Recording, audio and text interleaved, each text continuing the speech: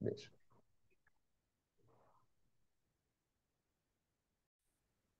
Tudo ok. Olá a todos, muito bom dia.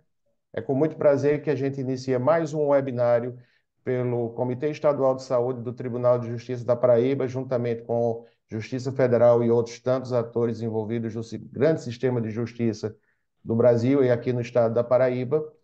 E hoje nós temos a oportunidade de trazer um webinário que vai tratar sobre os desafios da judicialização da saúde envolvendo o espectro autista sob o enfoque da saúde pública. Como não poderia deixar de ser, a gente achou por bem que deveríamos convidar atores que envolvem a saúde pública aqui do nosso estado. Então, nós convidamos o estado da Paraíba e nós convidamos aqueles que estavam mais disponíveis, que são os municípios de Campina Grande e o município de João Pessoa, que cada um deles, dentro da sua expertise, dentro da sua área de atuação, vão trazer suas considerações e suas apresentações no tocante a esses desafios da judicialização da saúde envolvendo o transtorno do espectro do autismo. Lembrando que o transtorno do espectro do autismo é uma condição neurodivergente, que será muito melhor tratado adiante pelas expositoras, e é uma realidade que hoje desafia toda a administração pública no contexto geral, como também a saúde suplementar. Então, é interessante que, através de eventos como esse, a gente consiga trazer discussões pontuais e discussões cada vez mais ricas e enriquecedoras para tentar encontrar a melhor maneira de harmonização entre todos os envolvidos, desde o seu público que precisa do atendimento, desde aqueles que precisam prestar o atendimento de uma maneira o mais racional possível, da maneira mais adequada possível, tentando encontrar, claro, o melhor denominador comum possível.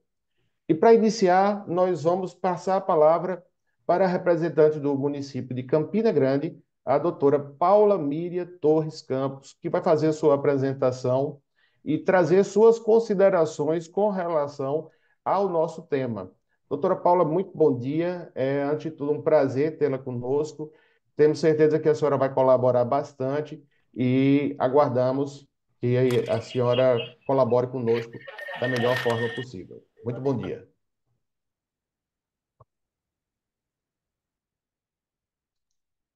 Seu áudio está desligado, doutora.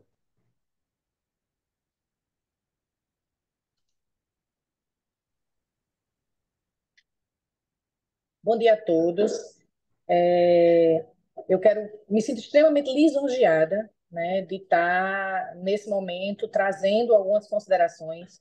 Eu acho o tema de uma relevância, assim, a gente não consegue nem definir a relevância que tem este tema, a gente sentar para conversar sobre ele, né? Realmente tem se apresentado como uma demanda da saúde pública, né? Uma demanda na saúde como um todo e pública de forma peculiar, né? E quando eu penso no tema desafios da judicialização da saúde envolvendo o espectro autista, eu penso em três nuances que logo a seguir a gente vai discorrer sobre elas, mas que eu gostaria de falar um pouquinho sobre a Paula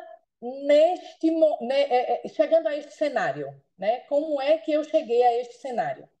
Ou eu sou fonoaudióloga, eu sou funcionária pública efetiva do município de Campina Grande e eu me vi dentro da temática no final dos anos 90 para início dos anos 2000. E se eu conseguir ser puxar um pouquinho mais pela memória, eu vou lembrar que nos meados dos anos 90 eu já estava envolvida com a temática enquanto estudante de fonoaudiologia em Recife, onde já atendia pessoas dentro do espectro. Claro que naquela época, sem a notoriedade que se tem hoje, era uma outra, eu vou usar um termo bem popular, era uma outra pegada atender um autista. A minha universidade, eu não sou psicóloga, mas a minha universidade derivava da psicanálise e a gente trabalhava a linguagem, sendo fonoaudióloga, à luz dessa abordagem, né? E aí eu chego a Campina Grande, sou pernambucana, chego a Campina Grande nos finais dos anos 90 para início dos anos 2000, com a luta antimanicomial, né? A abertura dos primeiros CAPSes, e faço parte do primeiro CAPS infantil dentro de Campina Grande, onde lá a gente já tinha uma divisão autista, né? E eu era responsável por essa divisão. Vejo o CAPzinho chegar, não é? Que é um CAPS bem atípico dentro do panorama nacional, porque ele é um CAPS de Campina Grande que lida com a intervenção precoce, né? E como funcionária pública me mantenho na rede e nesses últimos 4 anos sou convidada a coordenar a Clínica Escola do Autismo Afeto, né? Então, me sinto assim extremamente lisonjeada, né? Enquanto funcionária pública, enquanto fonoaudióloga e enquanto mulher, né? Que me vejo envolvida, ter me tornado essa profissional mulher a partir da vivência dentro da temática do autismo, né? Então, por esse motivo, me sinto muito lisonjeada de estar aqui hoje, né? Tendo esse momento de fala. Próximo, por favor. O próximo slide.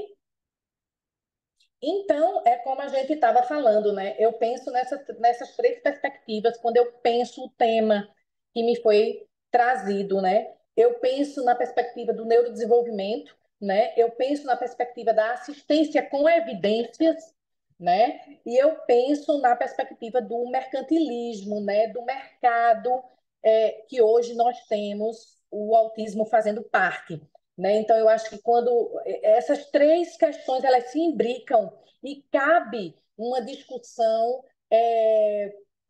pondo à vista, né, nesses pontos, com esses pontos de vista. Então, pelo menos para mim, cabe. Próximo, por favor. E aí a gente entra no primeiro âmbito, né, na primeira perspectiva, que é do neurodesenvolvimento. Próximo.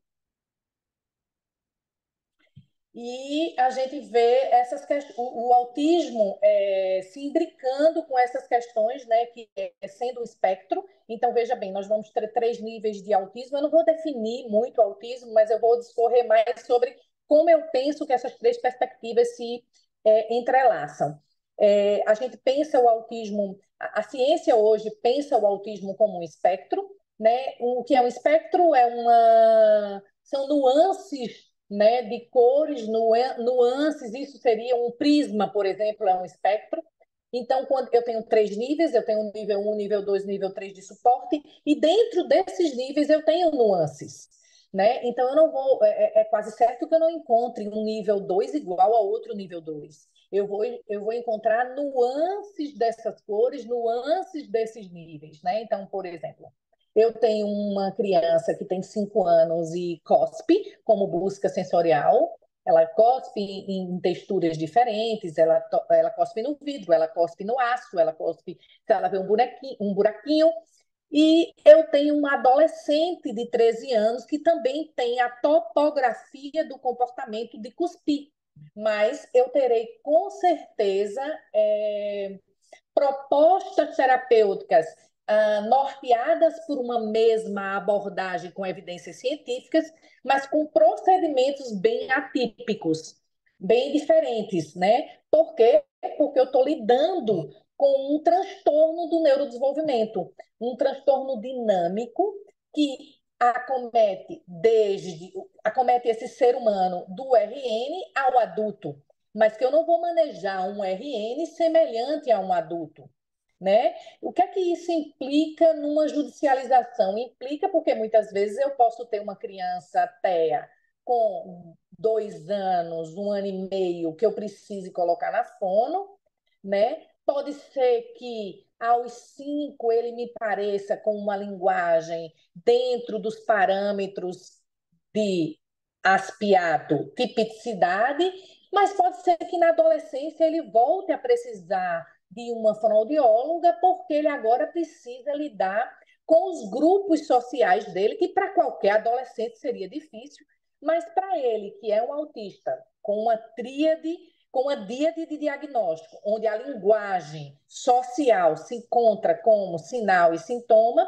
ele não consiga fazer de forma tão suave, que não é suave para nenhum adolescente, mas para ele muito menos, e ele comece a descompensar e não demonstrar as habilidades que ele já demonstraria com 5 anos. Então, é essa discussão que eu gostaria de trazer quando eu penso no neurodesenvolvimento, né? Eu penso num transtorno fluido, num transtorno dinâmico, num transtorno que não perde o seu diagnóstico, óbvio, é uma forma do cérebro se comportar, mas que irá ser dinâmico nessa distância, nesse ato entre um RN e um adulto. E diante disso, eu ainda tenho abordagens, porque lembra que eu lidei com o autismo desde lá, meados dos anos 90, e minha universidade era toda em Recife, minha universidade era toda herdada da psicanálise, mas hoje, diante da judicialização, eu creio, é pelo menos o que a ciência nos fala, lá nos Estados Unidos, nós hoje temos manuais de abordagens ouro, manuais de abordagens com evidências científicas, onde a gente reme o tempo da criança ou do indivíduo que está em terapia. Eu hoje, enquanto fonoaudióloga, se eu abraço uma abordagem com evidências científicas, eu tenho o tempo de ensino da habilidade de falar e de linguagem remido, usando abordagens já comprovadas a nível mundial que funcionam, né? Então, e nós temos protocolos para isso, nós temos, não é protocolo que eu queria dizer, a gente tem um livro, eu não estou conseguindo encontrar o nome, um manual, a gente já tem um manual, não é, a nível nacional, mundial, que nos traz as referências desses procedimentos, dessas técnicas, que eu não gosto nem de usar método, dessas abordagens com evidências científicas. Próximo. Vou ser bem rapidex para a gente poder usar o tempo que nos foi determinado e não comprometer os colegas, né? E aí, tomando como norte esse imbricamento do que constrói o conceito de autismo, para mim, eu chego às reflexões no âmbito da assistência municipal, da qual eu sou servidora e hoje represento aqui. Próximo. Eu vou trazer para vocês um pouquinho uau. Desapareceu os nomezinhos, estão aparecendo para vocês? Eu acho que desconfigurou alguma coisa, mas qualquer coisa eu peço ajuda se eu não me lembrar na cabeça do que está escrito, tá? Então, os nomezinhos deveriam ser pretos para eu conseguir ler. Então, aí eu trago um gráficozinho, uma representação, ilustração da nossa rede de saúde mental e de assistência ao autismo dentro do município de Campina Grande, né? Nós temos o CAPzinho, não é? Que é um CAPS de intervenção precoce, que vai de 0 a 11 anos. Ele já foi ampliado, então agora a gente tem a unidade 2, né? Aquele que eu falei para vocês que lá no começo, no início dos anos 2000, né, surgiu, não foi exatamente o CAPzinho que surgiu, mas no início dos anos 2000 surgiu o primeiro, foi implantado, né, em Campina Grande, o primeiro CAPS infantil, né? E dele derivou o CAPzinho, quando a saúde mental de Campina Grande já tinha a preocupação de intervir precocemente. Então, por isso que ele é chamado de CAPzinho, porque ele vai de 0 a 11 anos, quando a gente consegue ver sinais de alerta para a instalação de um transtorno do neurodesenvolvimento. Então, a gente já se preocupava com isso em meados dos anos 2000. Hoje eu tenho uma filha de 20 anos e eu ainda não era mãe quando eu tenho uma filha de 19 anos e eu ainda não era mãe quando eu já fazia parte da equipe, inicialmente do CAPS infantil e logo depois desmembrado em CAPSzinho, né, que é carinhosamente chamado dessa forma, porque pega a intervenção precoce. Então, a gente tem o CAPSzinho, a gente tem o CAPS Viva Gente, né, que é um CAPS infantil também, que vai pegar dos 12 aos 18 anos, né, quando nós vamos poder encaminhar para o CAPS 1 e 2, né? E temos também, ou CAPS 2 e 3, né? Temos também, que eu não consigo ler, sabe? Temos também os CAPS de São José da Mata, de Galante, né? Os ambulatórios, porque ultimamente a gente está tendo a proposta de atender esses indivíduos em todas as instituições que nós temos atendimentos psicológicos, né? A gente está conseguindo que eles, por exemplo, o ano passado, em setembro, houve uma fala para mim de uma mulher, funcionária pública, que estava na ocasião extremamente embaltada, adoecida. Eu gostaria, não tem como a gente alterar aí não, né, para o pessoal ler esses nomes, porque vai comprometer tanto, né, porque todo mundo conseguisse ler todos os nomes do que a gente tem enquanto rede.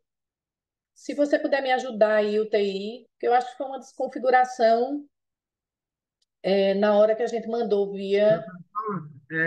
Aqui eu não consigo fazer a modificação na hora. Só que aqui, para mim que estou no computador, eu consigo ler. Clínica, Pronto. CAPSzinho ampliado, CAPS 2.3, Viva a Gente, Centro de Saúde Policlínica, o CER, Galante, São João da Mata e ambulatório. Isso. Ah, vocês conseguem ler? Que coisa boa, graças a Deus. Então deve estar desconfigurado para celular, É porque né? está em Como eu tô branco, no... né? ficou branco, era tudo, as Isso. letrinhas eram pretas. É. A letra está branca, mas a gente Mas dá ainda para ler. consegue, ainda dá para ler pelo computador sem nenhum grande problema. Ah, então graças a Deus que vocês conseguem ter acesso a todas as nossas instituições, né? Porque, como eu estava Eu contando, o ano também não passado, consigo, não. consegue não? Pois é, Não. celular não consegue ler, ó. Raquel Venâncio está nos dizendo que no celular não consegue ler. Mas eu estou no É computador sobre também isso não mesmo. consigo, não. Deve ser alguma Eu, configuração do Windows. eu vou ler para ti, ó. Tem Clínica Escola do Afeto, né? Eu vou tentar falar um pouquinho sobre cada um. O CAPzinho, que hoje está ampliado, CAPS 1 e 2, CAPS Vive a Gente, que é outro CAPS infantil, né? Os centros de saúde, o CAPS de Galante, de São José da Mata, e os ambulatórios, né, de saúde mental. E o SER. E eu vou tentar falar um pouquinho sobre cada um, bem rapidinho, só para a gente se localizar. O ano passado, em setembro, mais ou menos, uma funcionária pública que viu em mim uma confiança, num dia de domingo, fala para mim de uma angústia que estava vivendo e eu fiquei muito preocupada com a fala dela. Eu escutei além do que estava sendo dito e tentei, durante aquela noite mesmo, ver algum tipo de assistência para ela. E nós conseguimos essa assistência, né? Eu disse para ela que validaria a ausência dela no outro dia no serviço do qual ela trabalhava, para que ela fosse buscar ajuda, porque eu fiquei muito preocupada, né? E aí ela foi buscar ajuda e um ano depois, novamente nesse setembro, ela me retorna para dizer que foi diagnosticada com TEA nível 1, né? E ela estava no ambulatório de atendimento de saúde mental, né? Ela não estava dentro de nenhum CAPS, porque parecia uma depressão, parecia uma ansiedade, crises de ansiedade, né? E na verdade a gente tinha um TEA nível 1 que levou um ano para ser diagnosticado, né? Que depois a gente, no próximo tópico, a gente vai falar um pouquinho sobre isso, sobre o excesso de laudos, o maior diagnóstico, o que é que a gente está vivendo, né? Então, veja bem, a nossa rede é uma rede complexa, uma rede que a gente tem a maior cobertura de saúde mental, mas eu não sei se a gente dá conta, né? Não é sobre isso que eu estou falando, né? É sobre os dispositivos que nós temos, né? Todos eles são para, todos os CAPS são para uso de munícipes, né? Inclusive a clínica escola. A clínica escola é um modelo novo, né? Inspirado no modelo da Berenice Piana, que é uma mãe ativista, né? Mãe da lei da inclusão brasileira. No entanto, uma mãe atípica de um jovem nível 3 de suporte que nunca conseguiu ser incluído na escola, e ela pensou esse modelo de transição. Então, é porque alguém escreveu aí uma coisa do caixa de som e me distraiu um pouco. Nós temos a clínica escola, que ela, na parte clínica, ela atende via SUS, nível 1, 2 e 3 de suporte, né? Autistas nível 1, 2 e 3. Todas as abordagens lá apresentadas, fono, TO, físio, todas comprovaram certificação ABA, né? A fisioterapia tem psicomotricidade, né? E os atendimentos lá, eles são individualizados, tipo, um para um. Nós fazemos atividades sociais, porque o indivíduo TEA, ele está em sociedade, ele vive em grupo, mas ele precisa de planejamento individual. Então, a gente conta com um PEI, né? Um planejamento, um PTI, né? Que é terapêutico, PEI educacional. Então, a gente conta com o PTI e temos discussões semanais, reuniões semanais para ajuste dessa questão, né? Nós atendemos lá de 4 a 12 anos e é esse o serviço o qual eu fui convidada a ser coordenadora e hoje me encontro sendo. Conjuntamente com o serviço, funciona uma escola de transição. A intenção é pegar a escola, só tem níveis 3 de suporte, que não conseguem estar adaptados a uma escola regular, e a nossa intenção é trabalhar habilidades pré-acadêmicas, pré-requisitos sociais, de aprendizagem, para que eles consigam voltar à escola regular, sem tanto sofrimento psíquico. A intenção é essa da clínica escola. Então, esse é o. Esse ano era o dispositivo mais novo, o mais novo agora é a ampliação do capezinho. Mas, mesmo assim, a gente entende como está complexo absorver toda a demanda que tem nos chegado. Né, com toda essa responsabilidade que a gente tenta estruturar os serviços, que a gente se propõe a estruturar os serviços, eu acho que a gente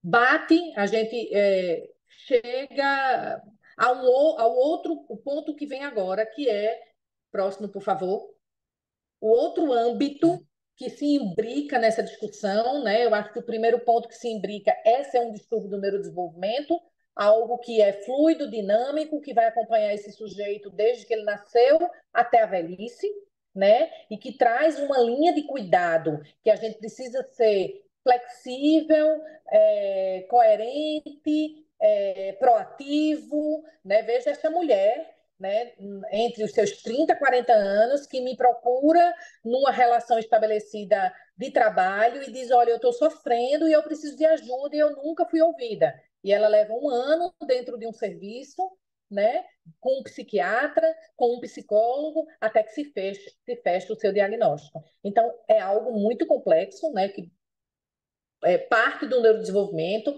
atravessa como é que a gente vai construir esse cuidado nessa linha do tempo de desenvolvimento desse neurológico, né? E chega na lógica mercantilista que se instalou, né? Quando eu atendia lá na Universidade Autista, era uma área que ninguém queria, né? Era uma área que se levava, se sofria injúrias durante o atendimento, né? Porque são pessoas, principalmente no nível 3, que às vezes estão com 8, 9 anos, ainda com o neurodesenvolvimento de uma criança de 2, 3, então vão ter comportamentos, mas vão ter também o desenvolvimento e a força de uma criança de 8, né? E que eu me vi chegar nessa área por uma supervisora que me disse, olha, esse caso é para você. E eu, muito imatura, não tive maturidade para perguntar por que é para mim, o que é que você viu em mim que os casos são para mim. Então, eu trabalhei numa época que eu atendia para comprar um brinquedo, né? Porque não havia recursos financeiros para tal, né? E aí vi chegar a era onde isso virou um grande mercado, né? Onde existe uma lógica muitas vezes mercantilista nisso, né? Então, próximo, por favor. E aí eu trago uma pergunta, né? Houveram aumentos de laudos ou houveram melhores critérios diagnósticos? Né? Aí ao lado a gente tem uma fotinha azul que é de um manual que eu falo para vocês, vocês podem acessar, tá na internet, e se alguém quiser pode me pedir também que eu mande em PDF, onde você vê uma lista de abordagens ouro, uma lista de abordagens com evidências científicas, né? Já começa o mercado daí, porque diante disso tudo, eu preciso me capacitar, eu preciso fazer cursos para tal, para que eu oferte é, toda essa abordagem, né? Se eu pensar, eu tenho esse lado dos cursos, mas eu tenho o lado de melhores critérios. Eu tendo essas abordagens com evidências, eu tenho melhores critérios para diagnosticar, eu tenho melhores critérios para avaliar. Claro que eu precisaria ter pesquisas do tipo, aumentou o diagnóstico de TEA, diminuiu de DI, de déficit cognitivo, déficit intelectual. Onde é que eu encontro essa lógica de ter aumentado um e diminuído o outro, cientificamente falando? Mas, ao mesmo tempo, eu encontro uma outra lógica. Estando dentro hoje de uma instituição e coordenando uma instituição, e depois, se quiserem dados, nós temos, inclusive a minha coordenadora de saúde mental se coloca à disposição para trazer isso, a gente vê muitos laudos que não são o que dizem no laudo. As crianças não são o que dizem nos laudos. Então, é bem complicado, né? A gente tem crianças precisando de vaga, criança sendo atendida com laudos que não é aquilo que está no laudo, né? Então, a minha equipe vive saias justas desse tipo, onde a gente precisa dialogar com a médica, e a médica vem, senta com a equipe toda, com a psicóloga, com a nutri, com a fonoaudióloga, com a TO. Gente, vocês estão vendo isso? Esse laudo não condiz, né? Esse laudo não é o que deveria ser. E já tem as cartinhas marcadas. Laudo de tal canto, a gente já sabe. Né? O negócio não está muito legal aí nesse local. Então, eu acho que quando a gente pensa na judicialização, quando a gente pensa na assistência no serviço público, a gente precisa pôr o olho nesses três âmbitos. Eu, pelo menos, ponho o olho nesses três âmbitos. Na rede que eu tenho disponível, né? No diagnóstico do que é um TEA, né, na sua gênese, o que é um TEA, o que ele demanda enquanto diagnóstico, e no mercado que se tornou o autismo. Né? Então, eu preciso. Automaticamente eu coloco os olhos nesses três pontos e queria trazer à mesa essa discussão para que a gente pense isso. Eu acho que era isso que eu tinha para trazer para vocês. Eu tenho só mais um slide, eu espero ter cumprido o meu tempo. Falo rápido, todo mundo diz, mas eu espero ter contribuído para essa discussão. Próximo, por favor. Então, eu trago uma frase de Skinner, né? Skinner, o autor da aba, né? É quem tornou o behaviorismo aplicado, né? Que é a abordagem da onde deriva a aba, a abordagem psicológica da onde deriva a aba. E ele diz: um mundo meramente feliz não é suficiente, deve ser um mundo que tenha alguma chance de sobrevivência. Eu conversava uma ocasião, porque essa frase me chama, eu conversava uma ocasião com o auditor, e o auditor me colocava assim: para que essa mãe está atrás de aba se o menino dela não vai chegar na universidade? E aquilo me chocou assim muito. Era uma criança nível 3 de suporte, não verbal, e não se tratava de uma universidade, né? Se tratava da criança ter a chance de sobreviver sem tantas dependências, né? Tratava-se daquela mulher pensar que um dia não estaria aqui, onde esta criança ficaria. Eu espero poder, nos próximos anos, contribuir com algum tipo de discussão.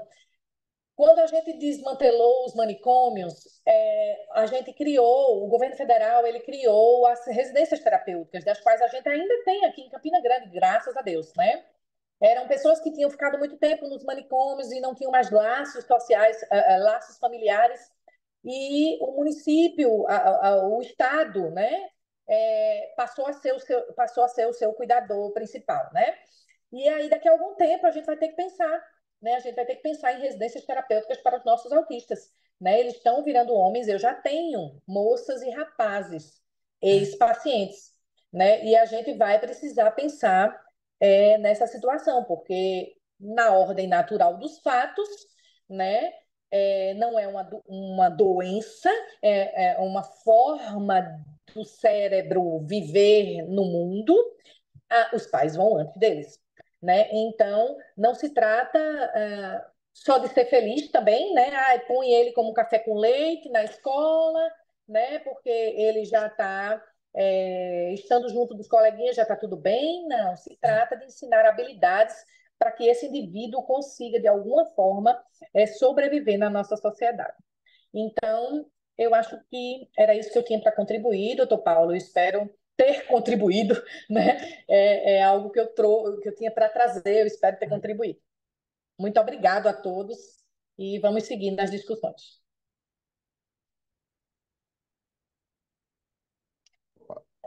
Muito obrigado, doutora Paula. A senhora com certeza contribuiu, sua apresentação foi muito boa, em termos de tempo, da mesma forma. E como entusiasta da causa, eu acredito que a sua frase final me reporta muito àquilo que nem todo mundo se toca. O mínimo de dignidade que se deve dar a uma pessoa autista é a possibilidade de que ela tenha a famosa AVD, as atividades de vida diária muito bem delimitadas, muito bem reconhecidas e muito bem recortadas.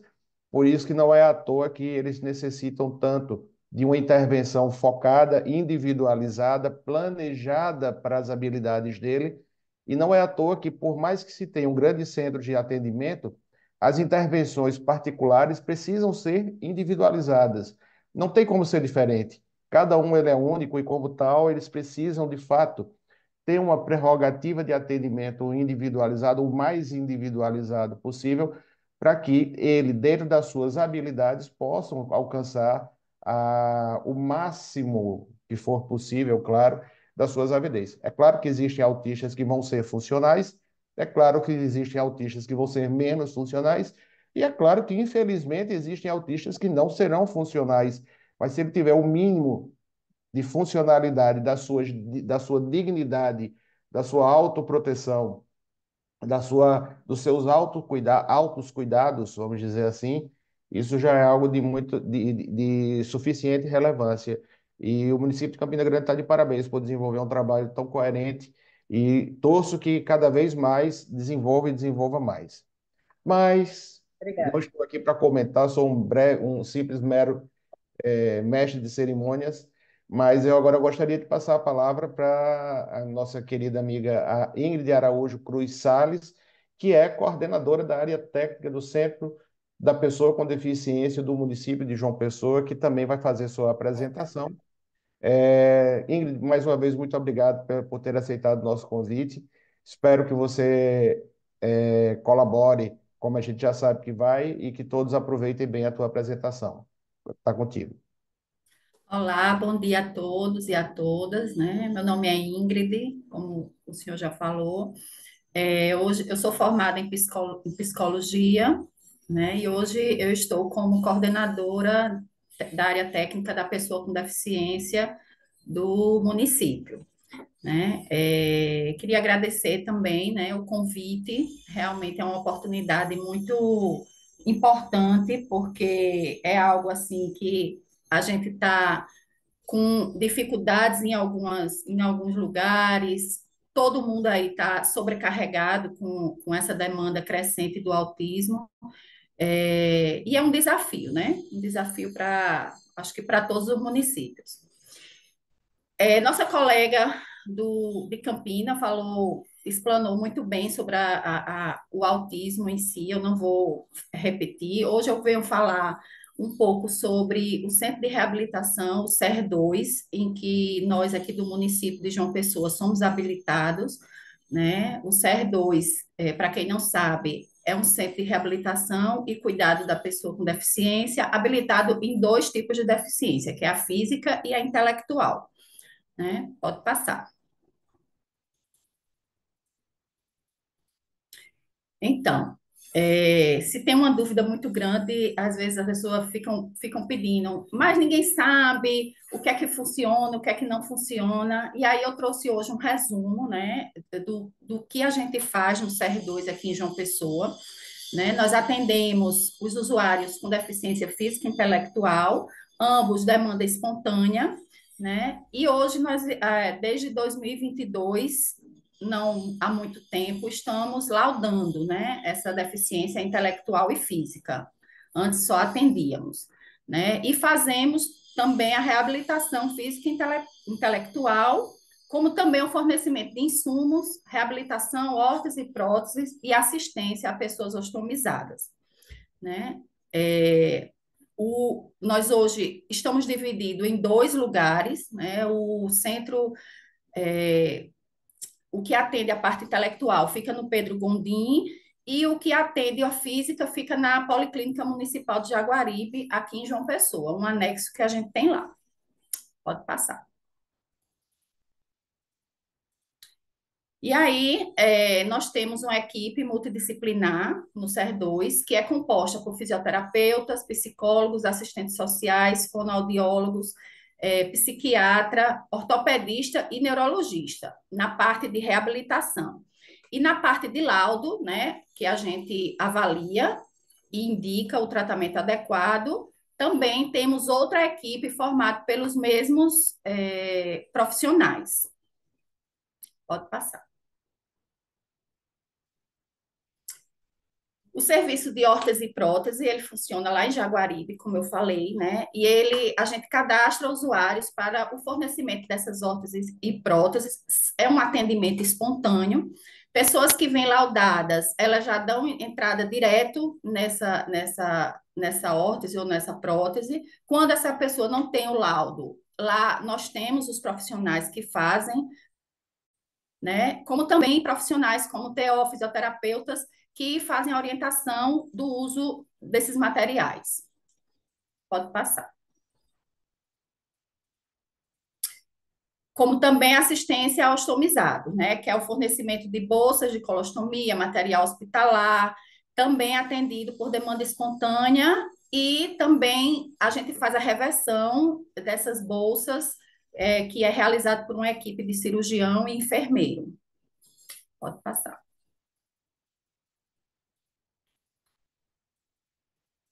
Nós fornecemos também lá, fazemos os exames de raio-x, né? São para usuários regulados, né? Para reconstrução, a cirurgia para reconstrução, né? E a reversão desses, desses utensílios que eles usam, né? E é feito lá no Santa Isabel, né? Por indicação médica também. Pode passar. Então, o nosso processo, como a colega falou, né, hoje a gente tem uma demanda muito grande em relação aos laudos, né, e aí é uma demanda espontânea, nós realizamos todo o último dia do mês útil, hoje, inclusive, foi dia de marcação para laudo, né, o último dia do mês, a gente faz essa marcação, estamos disponibilizando, em média, 80 consultas mês para essa realização dessa triagem dos laudos, né? Mas, assim, em torno de 20 a 30% são fechados. Hoje, a gente lá no Centro de Inclusão, não só para autismo, né? Nós temos outros tipos de deficiência também, mas posso dizer que 80% hoje das pessoas que procuram o Centro de Inclusão para laudo, essas pessoas são autistas, né? E hoje a gente tem, assim, nosso laudo é um laudo bem elaborado, né? Feito por um psiquiatra e por uma neuro infantil. Crianças até 5 anos, elas são encaminhadas para essa neuro, e de 5 anos em diante para o psiquiatra, né? Muitas pessoas também vêm nos procurar para fazer o laudo SUS, porque para procura de benefício só com o laudo SUS, né? E aí a gente vê aí mesmo um boom muito grande desses laudos, que quando são passados pela nossa equipe, alguns não são detectados como autistas, né? Os médicos, as clínicas particulares aí estão, não sei qual é o critério que elas usam, né? Mas aí quando chega para a gente está encontrando muita dificuldade nisso. E aí essas pessoas, elas são encaminhadas, a gente pede que seja encaminhada ou com relatório escolar ou pela USF, né, que ela frequenta um encaminhamento, né, porque hoje o que é que a gente se depara é com, depois da pandemia, né, as crianças ficaram muito, tiveram muito essa falta de socialização, e aí isso foi uma bola de neve. E hoje qualquer criança que tem algum sintoma, essa criança é autista. Vai para o centro de inclusão, e hoje, de 80 vagas que a gente fornece, disponibiliza, né, no último dia do mês, eu acho que 20% ou 30%, em média 30%, são fechadas como autismo. O resto é TDAH, outros tipos, TOD, enfim, um mundo de sintomas que se parecem com autismo, porém não é fechado, né? As pessoas vão, eu ouvi falar, eu acho que meu filho tem autista, e a gente precisa atender toda essa demanda. Mas hoje o nosso grande desafio lá no SER é a reabilitação dessas crianças que são laudadas, né? Como já foi dito, é um número muito crescente e a gente não está conseguindo absorver. Não está conseguindo porque a reabilitação do autista, ela é praticamente para o resto da vida, né? A gente tem a gente fica com esse usuário lá já alta, não se fala em alta de autista. Então, nossa equipe não está conseguindo mais absorver com tanta eficácia, né? Temos uma lista de espera hoje para reabilitação, nós não temos lista de espera para laudos, né? Hoje a gente não tem, mas para reabilitação, sim. E aí é onde a gente fica bem preocupado, porque não é só laudar, né? A gente precisa reabilitar essas crianças, precisa colocar dentro do serviço, precisamos aumentar a equipe, né, de profissionais para que a gente possa absorver mais. Estamos aí com o SER4 batendo na porta aqui do município, né, que é para atender como a FUNAD, os 4 tipos de deficiência, mas é uma coisa que não se tem um prazo definido, né? Está previsto para 2025, torcendo que dê certo. E aí vai haver um aumento muito grande de atendimento, né? Tudo vai melhorar com esse SER4, porque a gente vai conseguir absorver um maior número de usuário. Hoje, realmente, a gente tem essa dificuldade, né?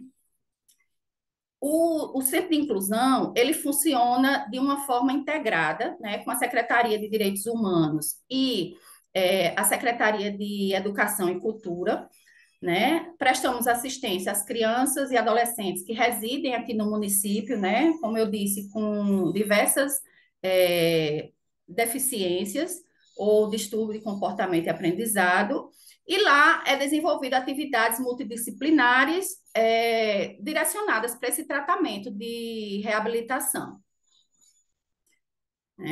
Como eu disse, temos uma equipe de fono, audiólogo, fisioterapeuta, psicólogo, psicopedagogo, educador social, assistente social, educador físico, psiquiatra, ortopedista e neuropsiquiatra. Pode passar.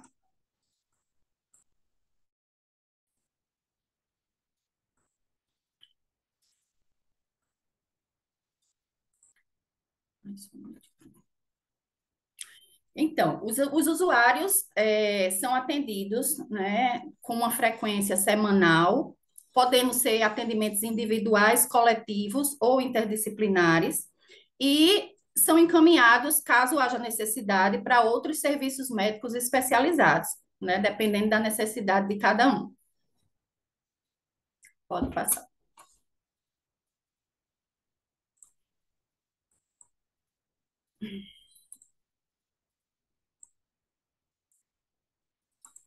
Pronto, eu acho que aqui do município de João Pessoa, o que eu tinha para falar era isso, né? E aí eu achei bem interessante essa frase.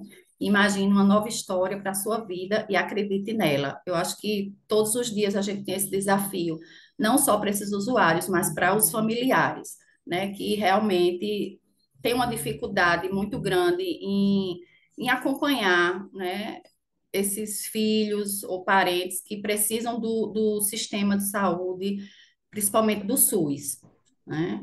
E é isso. Obrigada. Passo aí a palavra para a colega.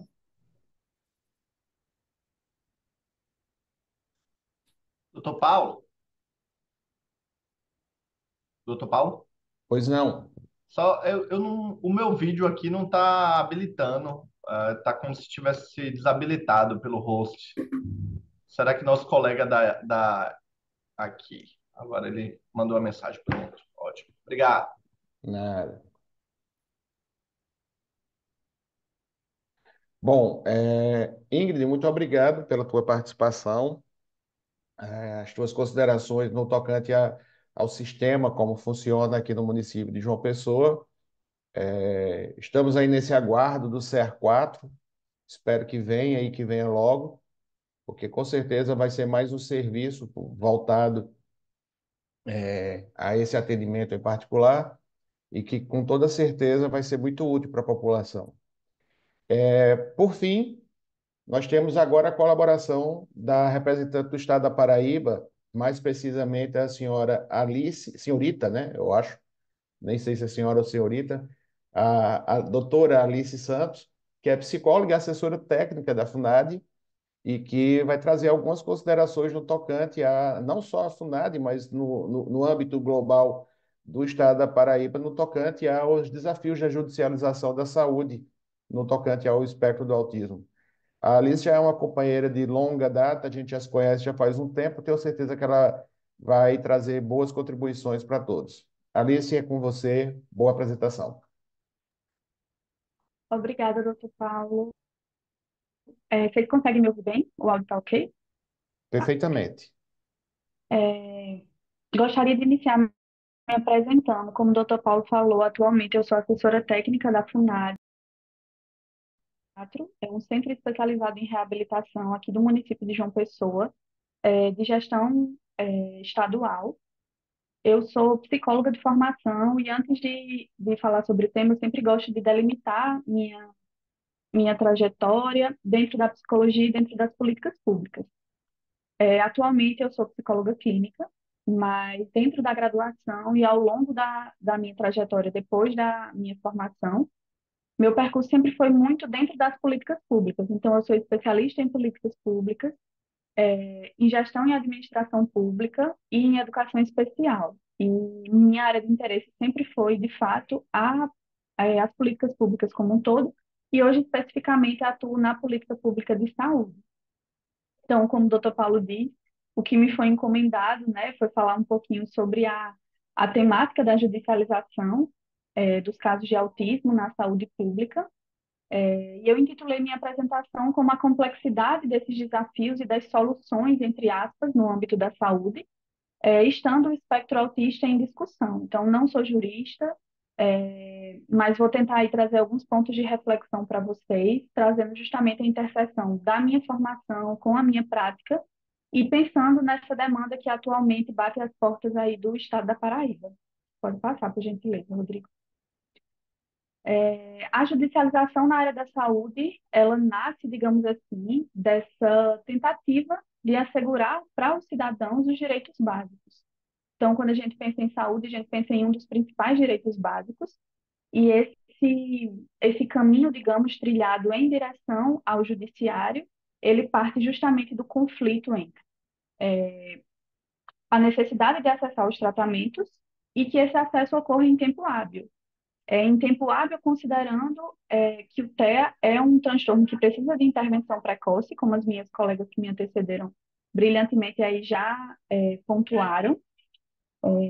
E, além disso, além da própria estrutura, digamos assim, do espectro autista, de necessitar dessa intervenção precoce, a gente tem a própria neuroplasticidade individual. Então, pensando que esse indivíduo que é autista vai se beneficiar ainda mais se o tratamento for ofertado de maneira precoce. Pode passar. E aí, diante desse conflito, na busca por acessar os tratamentos e por acessar esses tratamentos em tempo hábil, a gente novamente, toca novamente na estrutura do autismo enquanto transtorno. Então, o autismo, o próprio nome já anuncia isso, né? É um espectro, ou seja, abrange aí uma variedade, uma heterogeneidade, uma multiplicidade de manifestações, não só do diagnóstico em si, mas, sobretudo, das manifestações clínicas, seja ao longo dos níveis de suporte, ou seja mesmo entre indivíduos diferentes dentro de um mesmo nível. Então, a gente já sobe, digamos, mais um degrau nesse desafio e continua caminhando em direção ao judiciário, agora pensando nas intervenções que necessariamente precisam ser multidisciplinares e altamente personalizadas. O Dr. Paulo já anunciava no início do discurso, do debate da gente, da discussão da gente, essa necessidade de um planejamento individualizado e, por vezes, como ele mesmo colocou, individual. Então, pensando nisso, pensando nos níveis de suporte, pensando na estrutura do autismo e nessa heterogeneidade clínica, soma-se a essa discussão mais um desafio que é do tratamento personalizado. Pode passar. Dentro desse percurso, a gente tem em 2012 um marco regulatório extremamente importante quando a gente fala de políticas públicas de saúde, especialmente de proteção aos direitos da pessoa autista. Então, em dezembro de 2012, a Lei Berenice Piana, que é a 12.764, ela abriu novas possibilidades para esse público autista, possibilidades essas, inclusive, nunca antes vistas para esse segmento, uma vez que até esse momento o segmento de pessoas autistas fazia uso muito da rede de saúde mental, advinda dessa luta dos profissionais do SUS e das associações de familiares de pessoas autistas em busca de um tratamento, mas não se tinha muito ainda a perspectiva de uma rede estruturada, exclusiva e específica para esse público. Então, a Lei Beneficiana vem, dentre outros aspectos, garantir essa rede, garantir a proteção dos direitos, seja na saúde, seja na educação, no próprio mercado de trabalho, e equipara, nesse momento, as pessoas com transtorno do espectro autista a pessoas com deficiência para fins legais. Então, a partir desse momento, a gente teve uma virada de chave aí no que diz respeito à proteção a essas pessoas, considerando que esses direitos foram ampliados e que elas passaram a gozar dos direitos garantidos até então, unicamente ao segmento de pessoas com deficiência. Pode passar. E aí começo a pensar aqui, refletir com vocês sobre a busca pelas ditas soluções, né? Eu anunciei lá no início os desafios, a complexidade, e vamos pensar aqui nas ditas soluções, entre aspas. Então, de um lado, a gente tem muitos projetos de lei em âmbito municipal, estadual e federal, e quando eu falo muitos mesmo, né? Uma quantidade considerável. A gente tem, inclusive, alguns estudos recentes que já têm se dedicado a avaliar esse movimento, a analisar esse movimento de crescida, de aumento muito significativo na propositura desses projetos. Posso citar aqui como exemplo uma lei municipal e uma lei estadual de igual teor que versa sobre a proteção dos direitos da pessoa autista a nível municipal e a nível estadual. Basicamente é algo muito próximo do que a Lei Berenice Piana já traz, e aí os companheiros juristas que estão aqui vão entender que quando a gente fala de judicialização, isso pode ser encarado como um ponto positivo, né? Porque fornece mais argumentos, acaba formando de algum modo algum tipo de jurisprudência para determinadas solicitações. Inclusive, já deixo aqui um outro aspecto dessa minha trajetória nas políticas públicas. Quando eu concluí a especialização em gestão e administração pública, ano passado, o meu trabalho de conclusão de curso foi justamente estudar as políticas públicas para a pessoa autista, aqui no município de João Pessoa e no estado da Paraíba. E aí, dentre outras coisas, eu comprovei esse aumento, quase que em paralelo à legislação de pessoa com deficiência, de leis que versam sobre a proteção e cuidado da pessoa autista. Soma-se a esses projetos de lei uma série de tratamentos, de abordagens, de métodos, de técnicas. São diversos os nomes dados a essas formas de cuidado da pessoa autista, são formas de olhar e formas de acolher essa pessoa autista. E são abordagens que reúnem tanto evidências científicas já comprovadas por estudos, que já constam em relatórios, a exemplo do relatório americano que Paula mencionou na apresentação dela, e outras abordagens que surgem muito mais do favoritismo da sociedade. E aqui eu fiz questão de trazer esses dois pontos, entendendo que um não exclui o outro, que não necessariamente uma abordagem que tem maior destaque, tem mais evidência científica, mas também não quer dizer que uma abordagem com evidência científica não possa receber menos destaque da sociedade por N motivos, considerando que quando a gente fala de autismo, a gente vai ter um verniz clínico, mas também vai ter um verniz social, político, enfim.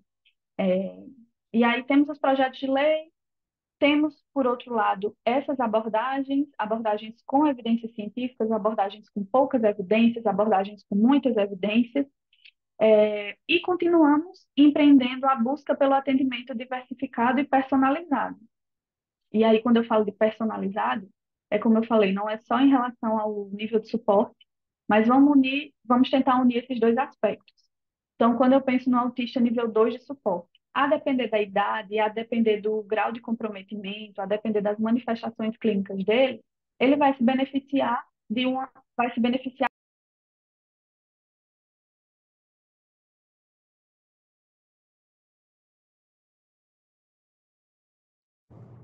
Doutora, doutor, acho que ela caiu, não foi? Eu acredito que sim. Rodrigo, tem como confirmar? Eu acho que caiu.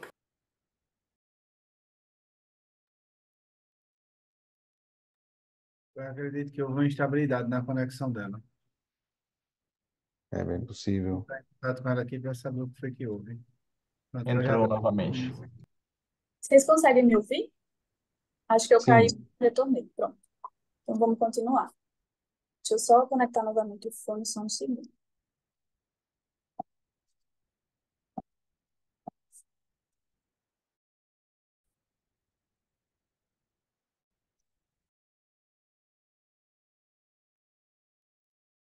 Vocês conseguem me ouvir? Sim, Alice, perfeitamente. Pronto, retornando. Quando nós pensamos em um atendimento personalizado, vamos pensar em um usuário que, a depender do nível de suporte, da idade e da manifestação clínica, ele pode se beneficiar mais de uma ou de outra determinada abordagem. E aí eu retomo aqui, prometo até o final da nossa discussão colocar aqui no chat um relatório, um documento chamado Linhas de Cuidado, que foi emitido pelo Ministério da Saúde em 2015, salvo engano, que traz uma série de abordagens, eles chamam, né, de linhas de cuidado para a pessoa autista. E aí o Ministério da Saúde é bem claro quando destaca que a gente não pode pretender que uma abordagem seja superior à outra, tendo em vista que o olhar precisa ser individualizado. O próprio Ministério da Saúde também vai trazer a importância do plano terapêutico singular, que deve ser personalizado e individualizado para cada usuário. No final, eu trago para vocês o link desse material, porque eu acho que vale muito a pena a leitura. Pode passar.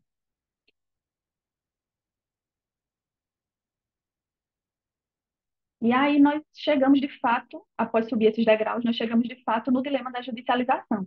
E aí eu fiz questão de deixar essa lacuna entre as setas para que a gente possa compreender, inclusive visualmente, que esse dilema ele surge à mesa do Poder Judiciário, digamos assim, uma vez que, de um lado, nós temos as limitações do poder público de abarcar todos esses aspectos que eu mencionei anteriormente, que eu vou continuar discutindo, e, por outro lado, demandas com alto grau de especialização. Pode passar. E aí, quando esse dilema surge, de um lado, o judiciário, ele tem... O judiciário, não, perdão. As instâncias municipais, estaduais, enfim, têm advogado muito por alguns critérios já conhecidos. O doutor Paulo deve ter muito mais familiaridade do que eu e doutor João nesses critérios, então eu não vou me atrever a defini-los, vou só pincelar aqui para que a gente possa enriquecer a discussão, mas os critérios de razoabilidade, de disponibilidade e de reserva do possível. Muito embora nós estejamos falando de direitos básicos, o direito básico que é o da saúde, esses são alguns dos argumentos colocados. Em contraponto, nós permanecemos com a luta das famílias pela garantia do bem-estar e do desenvolvimento dessas pessoas autistas. Pode passar. De um lado, temos o senso de urgência por resultados terapêuticos. Então, as famílias anseiam por um resultado, digamos, entre aspas, visível, prático, mais robusto, a exemplo do que o Dr. Paulo falou na questão das atividades de vida diária. E, de outro lado, nós temos o ritmo real do funcionamento das políticas públicas. E aí isso vai ser em qualquer instância, mas aqui, enquanto representante do Estado da Paraíba, delimito o ritmo real do funcionamento das políticas públicas a nível estadual. Pode passar. É inegável que, as discussões sobre o autismo elas são complexas, né? Qualquer aspecto que a gente discuta traz uma complexidade imensa, e a isso soma-se a dependência, soma-se o entendimento, aliás, de cada órgão julgador. Então, alguns juristas vão advogar e vão compreender a necessidade de um apoio individual, outros vão compreender o apoio individualizado, que eles são diferentes, podem coexistir, mas são diferentes.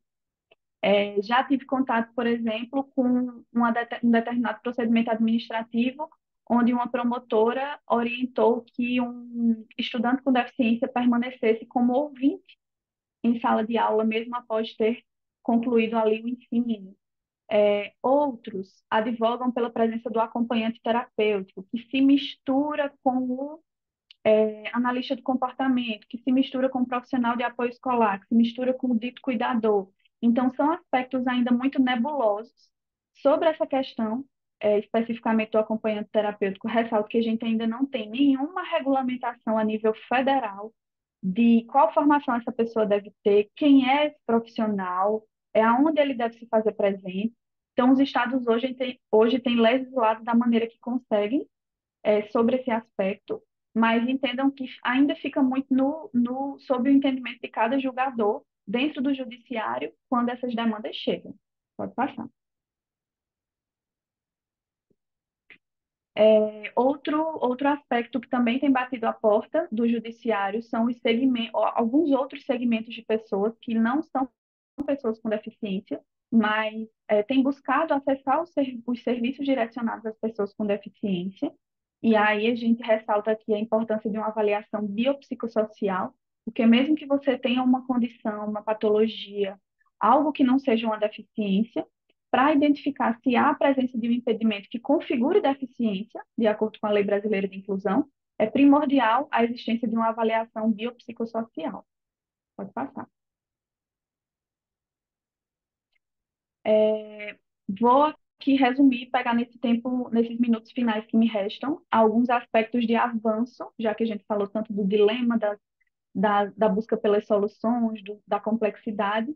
Então, pela primeira vez na história, o Ministério da Saúde ele incluiu o tratamento do autismo na Política Nacional de Saúde da Pessoa com Deficiência, em uma portaria que foi publicada no finalzinho do ano passado, em outubro. Então, até então, a linha de cuidado era na área intelectual, e pela primeira vez o Ministério fez essa delimitação para a pessoa autista. Pode passar. Além disso, recentemente o Ministério dos Direitos Humanos e Cidadania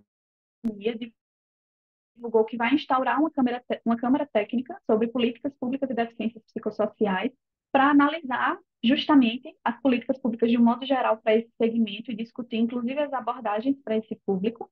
E também vai realizar uma audiência pública em breve para apresentação dos pontos de vista de todos os segmentos envolvidos nessa política pública. Pode passar.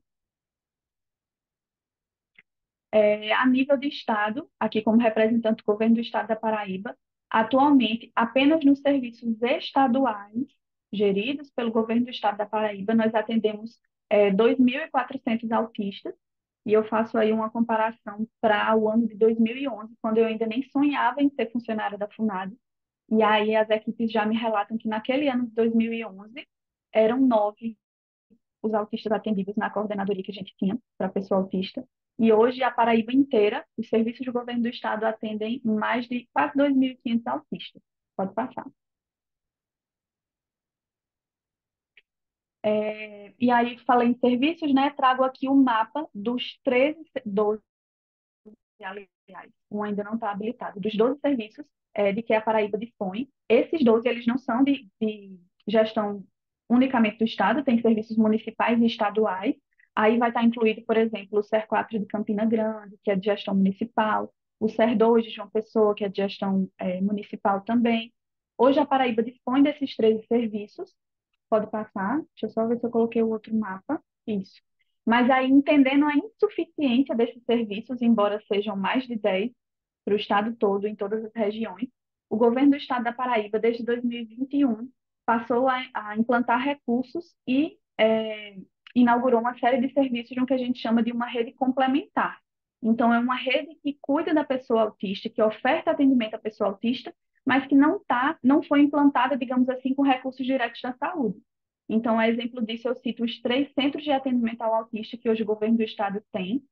Em cada um atende em média de 400 autistas. Então, tem um aqui em João Pessoa, tem um lá no Brejo, tem um em Campina Grande.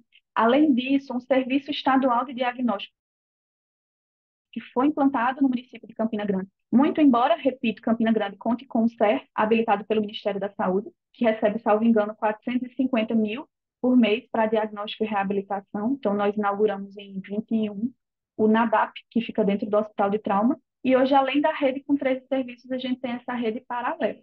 Pode passar. E aí, finalizo com trouxe alguns desafios, alguns avanços e retomos de alguns outros desafios para que nós possamos pensar. Então, é inevitável não falar sobre a rápida multiplicação dos diagnósticos, para além de uma maior acurácia a nível teórico. A gente teve um aumento crescente nos diagnósticos, isso é fato. Trago também a centralidade, a cultura da centralidade da procura nos entes estaduais. Então, a FUNAD hoje ela é a instituição mais demandada no estado da Paraíba, a despeito da existência dos outros 11 serviços. Então, às vezes, um munícipe lá de Araruna, que tem um centro especializado em reabilitação no seu município, ele se desloca para João Pessoa por ser um ente estadual e por ter uma presença mais forte, digamos assim, no território paraibano. Uma outra cultura por parte da família é de um entendimento de institucionalização do indivíduo.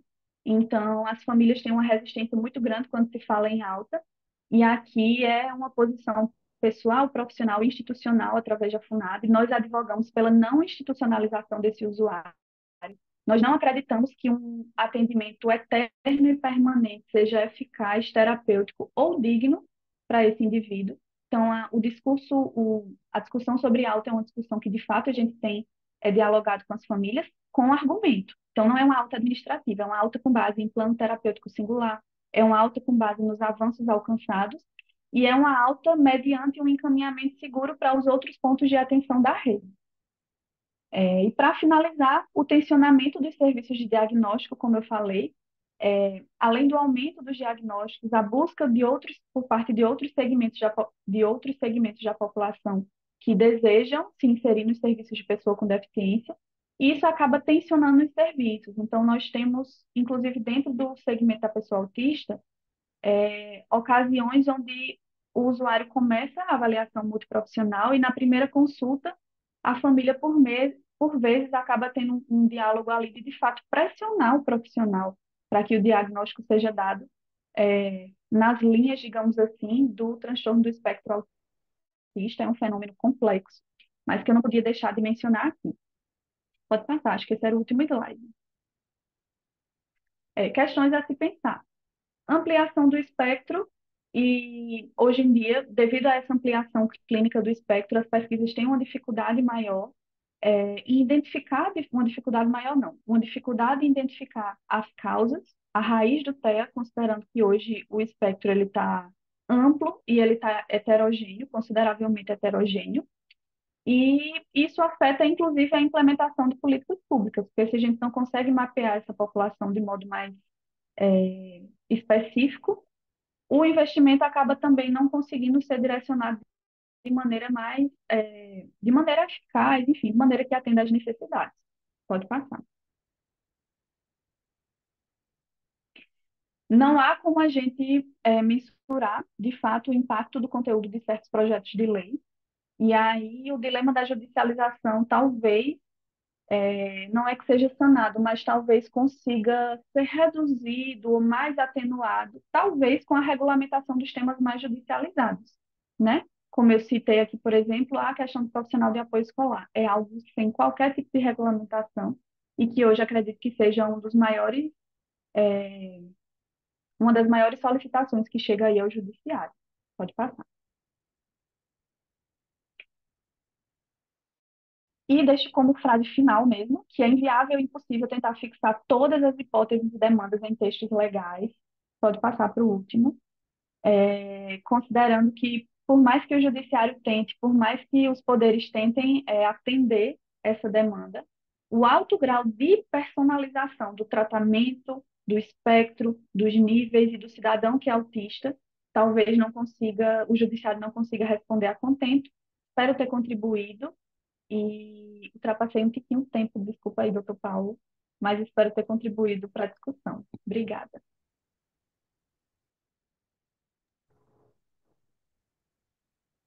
A gente que agradece, Alice. Você não ultrapassou o tempo, não. Você fez um ótimo uso, até porque toda a tua apresentação foi muito redonda, muito completinha, muito bem fundamentada, e a gente só tem a agradecer.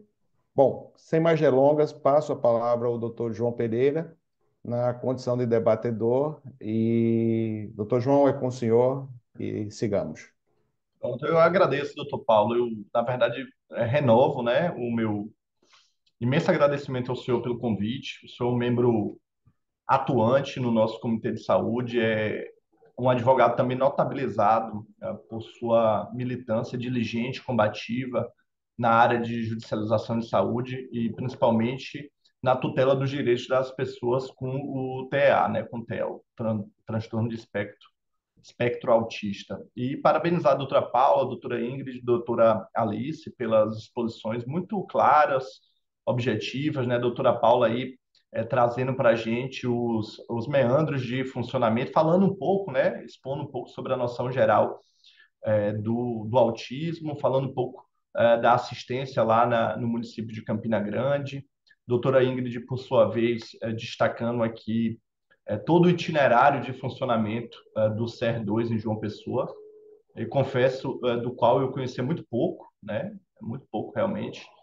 E doutora Alice finalizando aí com representando a FUNAD e falando também, relatando o roteiro de atendimento, né, os desafios da FUNAD, trazendo também aspectos positivos, né, as conquistas que a gente conseguiu ao longo desses anos, tanto do ponto de vista legislativo, ali com o marco legal no ano de 2012, para amparar as pessoas com TEA, mas também dessas conquistas mais recentes aí no âmbito do Ministério da Saúde, também no Ministério de Direitos Humanos, e encerrando com essa exposição corajosa de desafios que devem ser enfrentados pela sociedade civil organizada, pelo governo e, por sua vez, aqui, eu falando por mim, com um pouco da legitimidade que eu tenho, pelo poder judiciário. Né? Então, fica o meu registro de agradecimento. Eu, diferentemente das doutoras, não preparei um slide, porque eu queria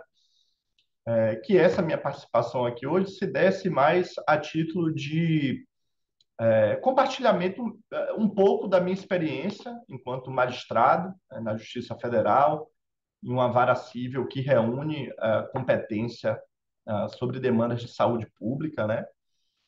E também da minha experiência no próprio Comitê de Saúde do Conselho Nacional de Justiça, do CNJ, no qual eu já estou aí há aproximadamente 7 anos, né? Então, compartilhar um pouco, ofertar um pouco dessa minha perspectiva de atuação profissional como magistrado, minhas experiências práticas, as ideias, as angústias que me acometem aqui diariamente, a minha equipe de trabalho também, que dialoga muito comigo aqui no enfrentamento dessas questões.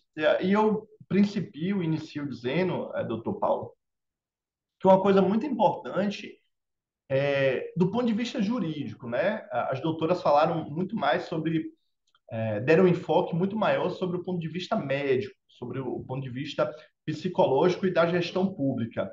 Mas, do ponto de vista estritamente jurídico, a gente não pode deixar de considerar que o autismo, o TEA, ele é um fato jurídico, né? Ele é um fato da vida, um fato cotidiano, que tem implicações jurídicas muito relevantes, né? Então, do que eu falo? Do que eu falo quando eu falo de judicialização do autismo?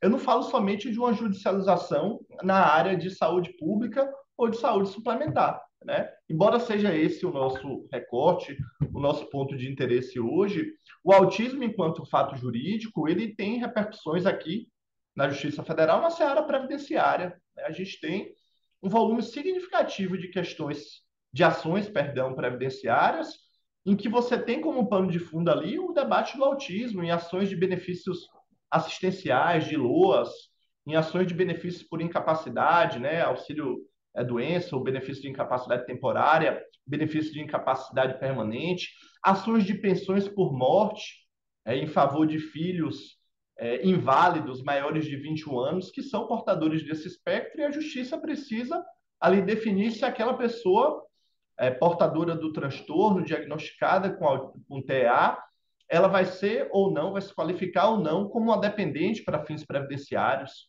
Então, você tem aí no ramo previdenciário e no ramo de assistência social essa nossa consideração do autismo como um fato jurídico de forma muito clara. Mas aqui na nossa conhecida área, na nossa conhecida temática de judicialização da saúde, o autismo ele ganha contornos, digamos assim, muito mais trágicos, muito mais importantes, porque a gente tem uma pulverização de interesses, uma pulverização de pedidos, que vão muitas vezes desde pedido acesso a um serviço, a um diagnóstico, como as doutoras puderam, a doutora Ingrid e a doutora Alicia, se não me engano, a doutora Ingrid, muitas vezes um pedido de acesso à elaboração de um laudo biopsicossocial. A gente tem pedidos de medicamentos, muitas vezes medicamentos que já se encontram ali incorporados numa política pública, medicamentos não incorporados. A gente teve o boom de judicialização do canabidiol. Então, o autismo, enquanto um fato jurídico, fazendo recorte para a judicialização da saúde pública, ele traz já de cara esse desafio de a gente ter toda sorte de demanda, toda sorte de pedidos sendo trazidos aqui para o Poder Judiciário, e o Poder Judiciário tendo que enfrentar essa temática, esse fenômeno, sobre essa incidência de diversas terapias, de diversos fármacos e de diversos tratamentos. E aí eu sempre gosto, quando me deparo com questões novas, com questões sobre as quais eu tenho muito pouco conhecimento, muito pouca capacidade de entendimento, eu sempre tento guiar a minha orientação e a minha atuação profissional pautada em um binômio que eu levo para a minha vida, que é o binômio do entendimento e da empatia. Eu não posso julgar de maneira qualificada, julgar bem, apreciar bem um processo envolvendo TEA se eu não tiver um entendimento mínimo sobre esse fenômeno, um entendimento mínimo sobre a doença, e se eu não tiver igualmente uma empatia com a situação do cidadão, do seu núcleo familiar que vem aqui bater a porta do judiciário, o judiciário enquanto última trincheira ali do cidadão, requerendo ali a prestação de uma assistência material que não lhe foi originariamente prestada pelo Estado, pelo município ou pela própria União, né? Eu sempre faço gosto sempre de falar sobre essa temática e faço muito, me refiro muito a isso lá atrás, lá quando eu ingressei na magistratura, já se vão aí quase 13 anos. Originariamente eu exerci minha jurisdição no município de Recife, em uma vara de competência previdenciária, né? Em uma vara de competência previdenciária, o doutor Paulo bem o sabe disso, aqui no Nordeste principalmente, o dia a dia da vara ali, muito do trabalho que é por a gente exercido, diz respeito à análise de benefícios previdenciários envolvendo segurados especiais, envolvendo rurícolas, pessoas que lidam ali com a agricultura de subsistência. E essa era, então, lá atrás, quando eu ingressei na magistratura, uma realidade estranha ao meu dia a dia, né? Estranha à minha vivência. Embora meu pai tenha sido uma pessoa que esteve vinculada à agricultura a vida toda, essa não foi a minha realidade, né? Então, eu tinha ali que julgar um volume significativo de processos, de ações envolvendo uma realidade que, naquele momento, me era completamente estranha. E aí eu busquei, como sempre busco, pautar essa minha atuação profissional, antes de tudo, procurando entender aquela realidade, né? Aquela realidade multifacetada, aquela realidade que até então me era estranha. E o mesmo eu tento e tentei fazer e continuamente o faço, por isso eu estou aqui hoje aprendendo com a exposição das doutoras, aprendendo no nosso diálogo permanente no Comitê de Saúde sobre o autismo. E aí, nessa minha busca por entendimento, eu gostaria também de ressaltar um pouco do papel que a Justiça Federal vem exercendo ao longo desses últimos anos na proteção, na tutela dos direitos das pessoas com o TEA. E não poderia deixar de citar, nessa linha, doutor Paulo com certeza tem um conhecimento muito grande a respeito desse tema. Lá no ano de 2017, já se vão aí 8 anos, nós tivemos uma ação muito rumorosa aqui, um caso paradigmático, que foi uma ação proposta pela Abrace, teve curso aqui na segunda vara civil de João Pessoa, conduzida por doutora Vanessa Figueiredo dos Santos, minha colega magistrada, em que essa associação ela buscava suprir uma omissão, um descaso das agências de regulação estatal, mais precisamente da Anvisa, em regulamentar uma coisa tão simples que era o cultivo para fins medicinais da cannabis sativas, né, para a extração do óleo rico em canabidiol, para que pudesse se viabilizar o fornecimento de um tratamento, de um até então produto que trazia um pouco de conforto, que combatia sintomas graves de diversas doenças e, dentre elas, o TEA, o transtorno de espectro autista. Então, a gente teve ali um marco nessa busca constante de debate, nessa busca de entendimento. A gente teve, sem dúvida nenhuma, ali, em 2017, um marco digno de nota, digno de comento, a respeito da judicialização da saúde em matéria de autismo. E eu não tenho dúvida nenhuma, posso falar isso assim, sem medo de incorrer em qualquer equívoco, que esta ação judicial, essa decisão paradigmática lá do ano de 2017 da doutora Vanessa, ela trouxe luz, ela, além do amparo que ela deu às diversas famílias que foram contempladas ali com a decisão judicial, que estavam até então na Abrace, as novas famílias que passaram a ser cadastradas e passaram a ter também acesso ao extrato de canabidiol, essa ação ela lançou um pouco de luz, deu visibilidade a um problema que talvez até então não fosse de amplo conhecimento, não fosse objeto de um debate público maduro na nossa sociedade civil e nas nossas instâncias governamentais, né? Instâncias locais, município, estado e, precisamente ali na ação, na Agência de Regulação Nacional, na Anvisa, na Agência de Vigilância Sanitária, contra quem a ação ela foi proposta, né? Então, aqui, doutor Paulo, eu gosto de lançar mão, de parafrasear uma fala até certo modo polêmica do ministro Luiz Roberto Barroso, do Supremo Tribunal Federal, hoje presidente do Supremo Tribunal Federal, quando ele reiteradamente, em estudos, em palestras, em artigos, em articulados jornalísticos, ele defende uma função iluminista do Supremo Tribunal Federal, uma função que a gente pode transpor para o Poder Judiciário como um todo, né?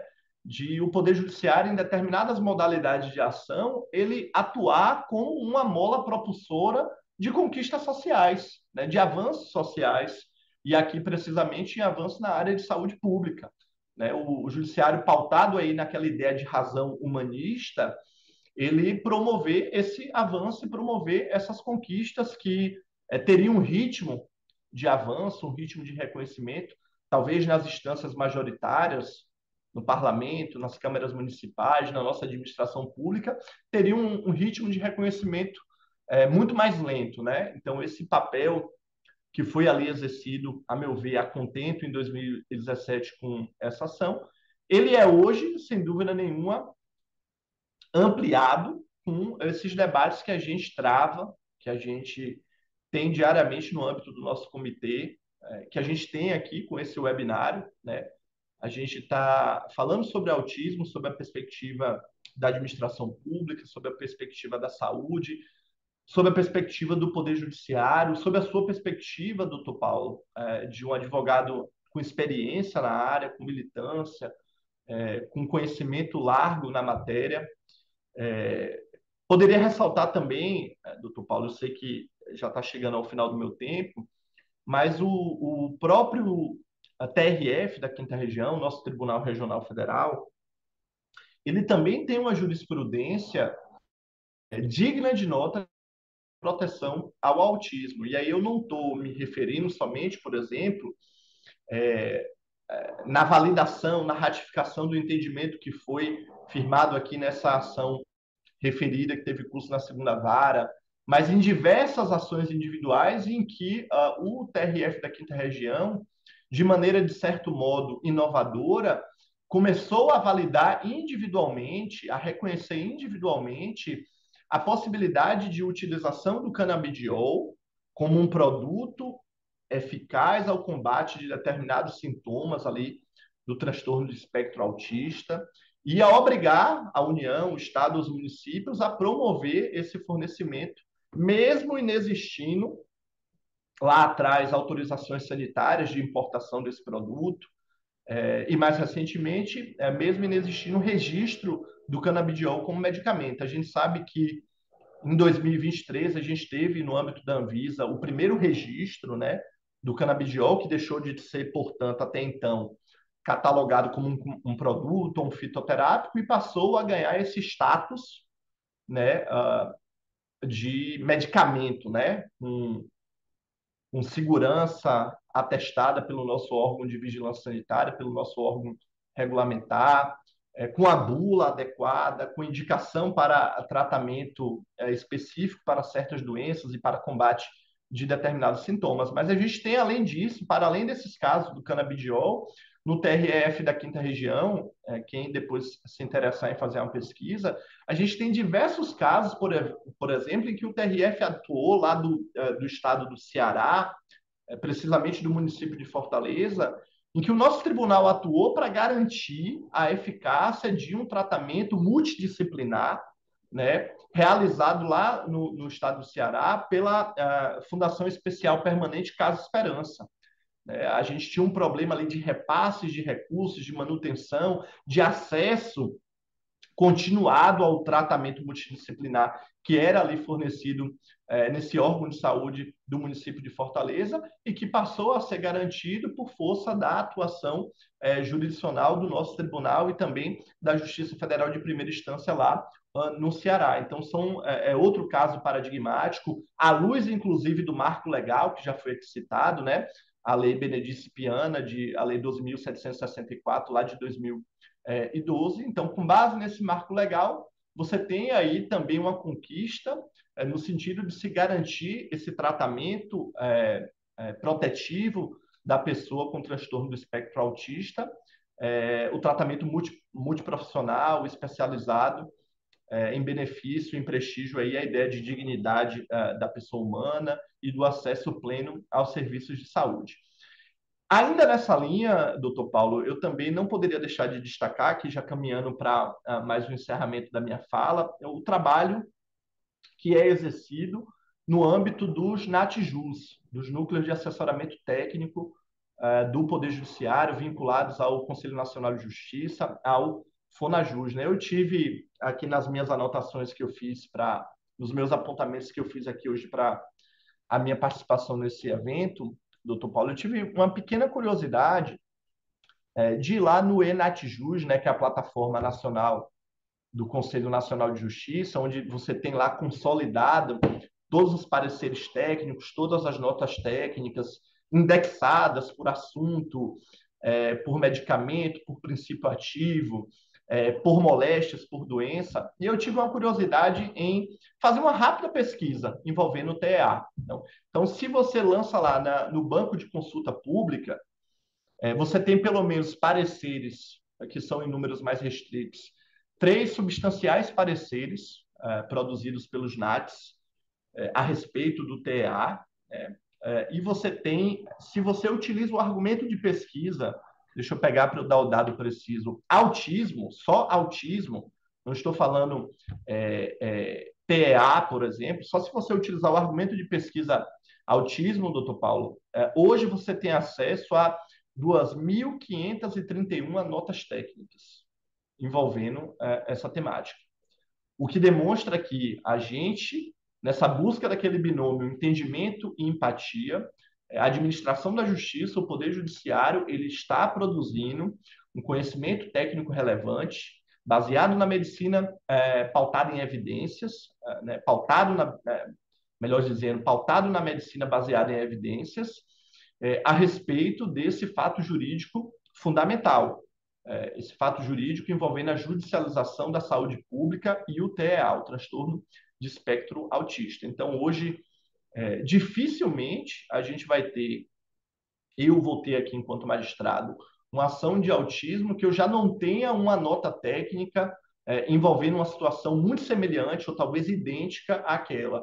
Uma nota técnica na qual eu vou poder me abeberar, eu vou poder me informar, ter entendimento e passar a exercitar essa empatia que todo magistrado precisa ter com o cidadão que bate aqui à porta do Poder Judiciário requerendo uma prestação judicial em matéria de saúde pública, né? Então, nesse ponto, eu acho que a gente avançou bastante. Sob a batuta aí da doutora Silmere, eu não poderia deixar de destacar o esforço hercúleo enorme que ela teve para implantar o nosso NatJus, que vem produzindo aí conhecimento, vem auxiliando o Poder Judiciário na prolação de decisões mais qualificadas, decisões com grau de informação e de precisão técnica muito maior. Então, o NatJus também tem promovido, tem funcionado como essa mola propulsora de proteção, de tutela adequada dos direitos das pessoas autistas. E para encerrar, doutor Paulo, a título de desafios vindouros, né? Eu não poderia deixar de falar, a gente está aqui ainda no mês de setembro, e a gente teve agora nesse mês a publicação do tão esperado, né, recurso extraordinário 1.234 pelo Supremo Tribunal Federal, em que o STF ele se debruçou sobre questões muito sensíveis à judicialização da saúde, né?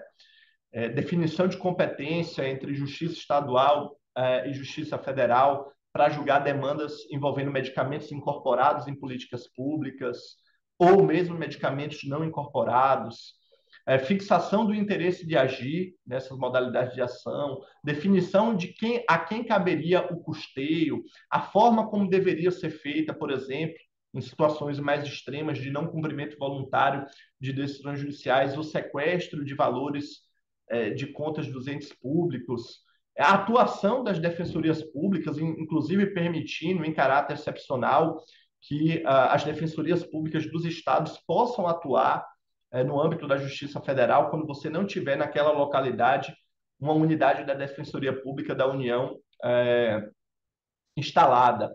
A gente teve ainda também nesse mês a definição pelo STF do tema 6 da sua repercussão geral, em que o Supremo ele buscou ali definir critérios para a concessão de medicamentos de alto custo, que não tenham sido incorporados em políticas públicas, no protocolo clínico de diretrizes terapêuticas para uma determinada moléstia ou uma determinada doença.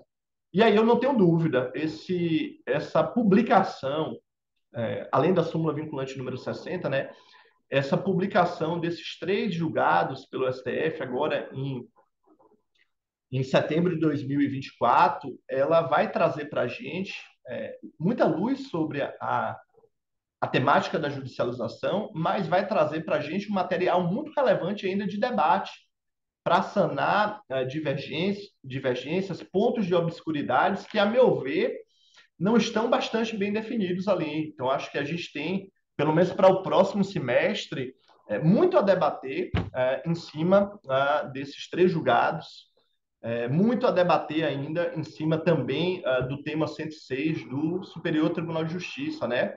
E essa talvez seja, aqui já encerrando a minha fala, a doutora, eu não sei se foi a doutora Ingrid ou a doutora Aline, que falaram sobre a dificuldade ou hoje a impossibilidade que você tem, que as instâncias estatais têm, de fazer frente ao alto volume de demanda por laudos, né? Por laudos do SUS para ter acesso a serviços previdenciários ou assistenciais, né?